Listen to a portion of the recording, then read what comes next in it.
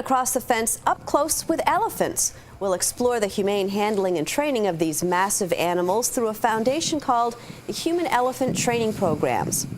Good afternoon and thanks for joining us. I'm Judy Simpson. Our focus today is on the largest living land animal, the elephant. Specifically, we're going to see and hear about efforts to improve the welfare of working elephants through evidence-based training.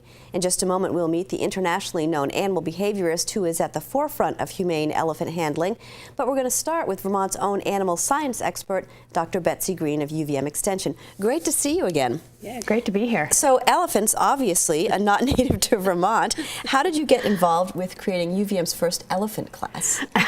Well, meetings, and I'm on the board of National Animal Interest Alliance, and they work with folks that are being targeted by Animal Extreme and other folks trying to support the welfare and support the rights of the people with the animals, whether that's dog breeders or farmers or Ringling Brothers for this situation. I talked to those folks, said, why don't we have students learning about this? When they said there are issues because nobody knows about this, I said, well, let's see if we can make that happen. So tell me a little bit about the class. How many students went? So it was limited to 10 because it was an online and on-site hybrid course. And so we did a lot of the work online ahead of time.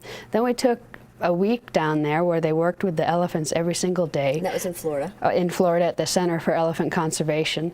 And they had just a great opportunity to see how they handled the elephants and to challenge the things that people are putting out in the propaganda and see if it was real. Mm-hmm. And what was the final feedback in the class? The students made huge changes because I asked before questions what they thought of the bull hook or ankus, which is what's under attack a lot of times. Mm-hmm. And then afterwards, their feedback was, wow, it was a tool when it's used properly. And then the Ringling Brothers folks said that it was incredible to see the change, that just exposing students to that information mm-hmm. could make a big difference. And that's actually the class standing at the Circus Museum, which was quite an interesting little place to go. Now you'll be doing the class again? Well, unfortunately, because of all the animal rights extremists putting all these stops to trying to have circuses and elephants in the circuses, mm-hmm. and legislation and testifying, they can't commit to having us down there because they have to go to all these towns and testify. And so, yeah, right now it's on hold. So one of the allegations that we often hear is that the elephants are forced to do various tricks. What was your observation on that? Well, if you look at the video right there. Okay, that's about one of the cutest things I've ever seen. Yeah. Does he look forced, first of all? But they were just so entertaining. I had the students make videos of a day in the life of an elephant at the CEC, and and they have one elephant down there that we'll see a picture of it later. Here you see they're climbing and they're playing with the ball, and he would dribble it like a soccer ball. And that was a pretty heavy ball. And there's one elephant that stands on balls, and he just, oh, here we have another elephant toy. They're a little bigger than my dog toys, but and just continued on with that is one of the elephants, and he does that on his own, mm-hmm. and then he'll also throw those balls out and they have to roll them back in, and he goes and he just entertains. So they do this on their own, mm-hmm. and this is enrichment in this environment. And so when you say, okay, they are suffering, I guess I have to ask, does that look like suffering? Yeah, that's very cute. I love it. I could watch that all day. I know. It was so much fun. And so this is something that, obviously, something new to their environment. They're experiencing it, trying to figure out what it does. Yeah, it's like a dog bringing you the toy. They're just using the enrichment. Whether it's sticks, they were playing with sticks and throwing sticks around and all kinds of things, just having fun. And so, well, joining us now is Andrew McLean. Dr. McLean is a world-renowned trainer and animal behaviorist from the Australian Equine Behavior Center. And I have to ask you, what do you think about the whole issue of forcing elephants to do tricks? Well, I don't think there's much force involved in the sense that you really can't force an elephant to do anything. I mean, they're so huge.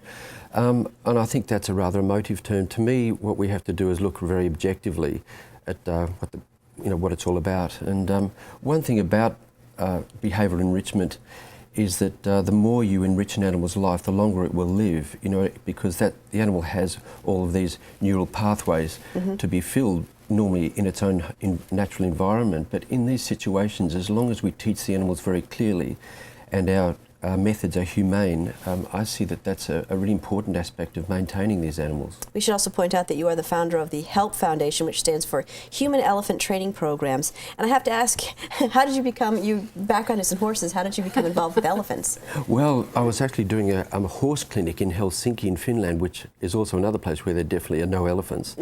And while I was there doing my work, somebody who'd been involved with the WWF in Nepal asked me if I would actually join forces with her to improve the lives of working elephants there. And she told me about the basic problems that the elephants face in the early training, which is rather horrific.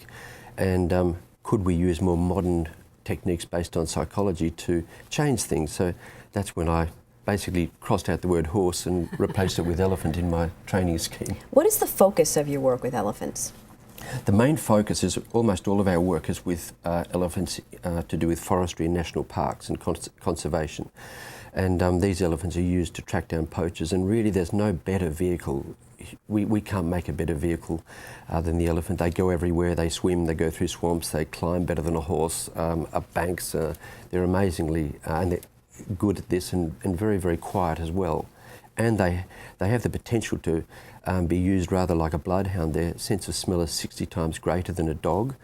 So they can really search out whatever you want to teach them to do. Well, our director Ryan Wilson's going to roll a video clip that shows your elephant training goals and methods. And as we watch the video, maybe you can sort of narrate for our viewers what they're seeing. Yeah, sure.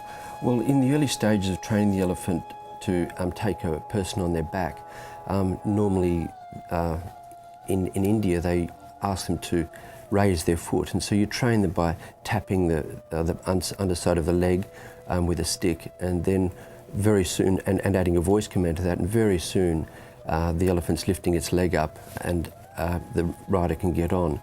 And we use a lot of food rewards to maintain the behaviours, which is something that they had never done before. And as far as bathing goes, we make sure that we use all of these good opportunities. So when the elephant's in the water, it almost always lies down, so we can teach it to lay down with a voice command if we say that just before. And we also get the elephant used to being sat on in the water. We also teach the elephant the basic commands of stop and go. Very carefully in a careful environment where the mahout, now on the elephant's back, gives the signals for backwards with his heels on the elephant's shoulders and rewards the elephant for doing the right thing with a food morsel, as you can see there, and also for going forward, and that's where the mahout's toes are vibrating at the base of the elephant's ears. And we just increase this from a single step to many steps, and in this video you can see the elephants coming along really very nicely, and they really seem to enjoy it, and the mahouts love it. I'm always amazed how open they are to these sorts of training methods when it's so different. And we also teach them to turn, and this classical conditioning, basically what it means is that you give the command, whatever it is, the new cue, just before the elephant does the act. So here we've trained the elephant to turn by holding a stick and following the handler on the ground, and just before the person turns, the mahout gives the signals with his toes on the opposite side ear to the turn. So as he turns right, the mahout gives the cue with his toes on the left ear. So here he's turning left, so the toes are now vibrating the right ear. And very soon the handler can fade away, because the elephant starts to learn the program and realizes that this is what it's all about. And as well, we use a lot of positive reinforcement, because that really speeds up the training. It's very, very important to do that. It also makes the elephants much more confident and makes them want to do the whole program. Here the handler has now distanced himself, so we begin to fade the handler away while the person on the back is now giving all the commands. And so that's the process. It's really simple. It's just really fading away the handler. And teaching them to pick up things that's really fascinating. Elephants are very dexterous with their trunks. But this particular elephant was known as the naughty elephant, so I just couldn't wait to start work on him, because I knew that there's really no such thing. There's just a confused elephant. And he'd been hit with sticks before we came, punished, and so he was very reluctant to give the stick to the mahout. So instead what he would do is put the stick in his mouth. So what we did is we replaced the long stick with a very short one, and very soon he was able to pick up the long stick. Here he's asking, where's my food? Come on, pay up. And there we replaced now the stick with the short stick, and he says, no problem, here you go, here's the stick. And now here's the food. And here's the food, yeah. So it's really important when you reward them. Absolutely, yes. You've got to be really on time the moment the elephant actually picks up the stick and hands it to you. You can see the elephant there still not learn to walk forward to get the stick. So all of these things need very careful shaping. And so we bring the stick a little bit closer where he can reach it, but very soon we'll start rewarding him only when he takes one step forward to reach the stick. And so this is what you'll see. And there you go.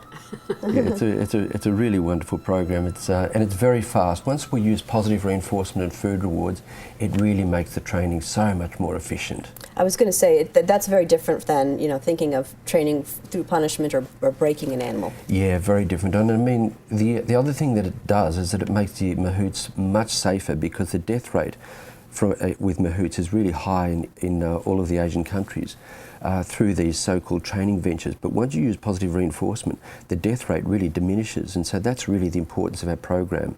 So you're not only training the animals, you're training the handlers as well. Yeah, I mean, it's easy to train animals, it's training people that's the hard part, changing old habits. Now, you mentioned training the animals, and you mentioned poachers as well. Now, there's a connection between those two.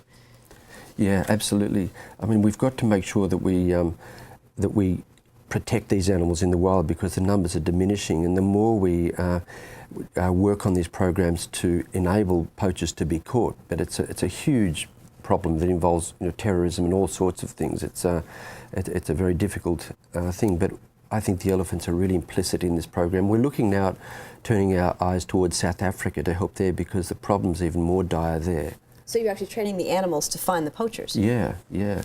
That's and we wild. might even be looking at using drones in tandem with the elephants to help locate them, so that the elephants can be on their way heading towards these poaching activities. Now, when we visited with you previously, you said that other animals, including dogs and horses, can be trained with a similar approach.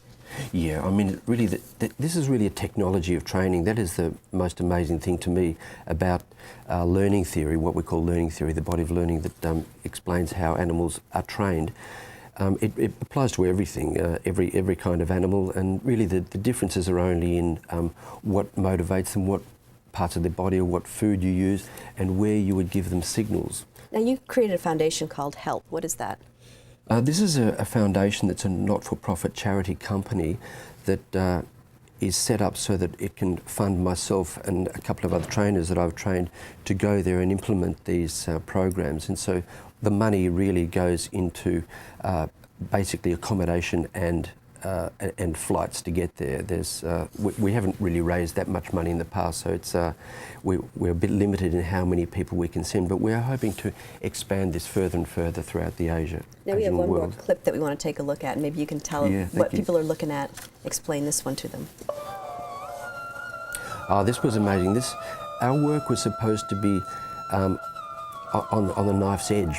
This Chief Conservator of Forests, he had to okay it, so we trained this elephant to pick up a garland of flowers and put them around my neck, so that when he arrived, the elephant on cue would pick up this garland of flowers and put it around his neck, and he would then give us the okay, which actually went down absolutely perfectly, and we got the go-ahead to continue our work in Kerala in southern India. That's wonderful. Once again, if people want to find out about the HELP Foundation, what should they do?